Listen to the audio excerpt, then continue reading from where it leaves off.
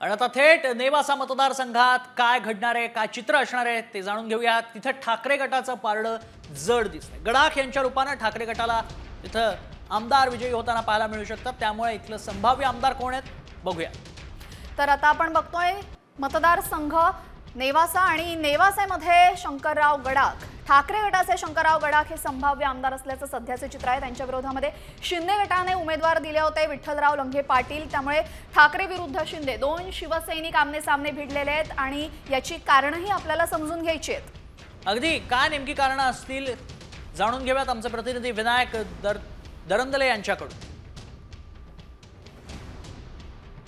221 नेवासा विधानसभा मतदारसंघ जिल्हा अहिल्यानगर या मतदारसंघामध्ये शिवसेना बाळासाहेब ठाकरे यांच्याकडून विद्यमान आमदार शंकरराव गडाख हे यांची उमेदवारी आहे।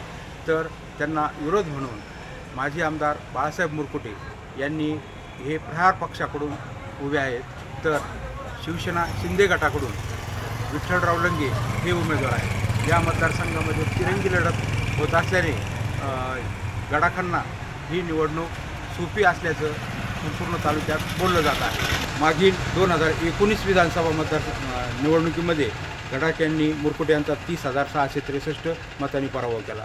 या निवडणुकीत गडाख विरुद्ध मुरकुटे अशी लढत होईल असं वाटत होतं, पण ऐन वेळेस शिंदे गटांनी भाजपकडून ही जागा खेचून या ठिकाणी लंघे यांना उमेदवारी दिली। आपल्या संपूर्ण नेवासा तालुक्यामध्ये 2.5 वर्ष मंत्रिपद या काळात केलेली कामे आणि 2.5 वर्ष आमदारकी मध्ये केलेली कामे लोकांना सांगितले असल्याने ही विधानसभा निवडणूक गडाख यांना सोपी आहे।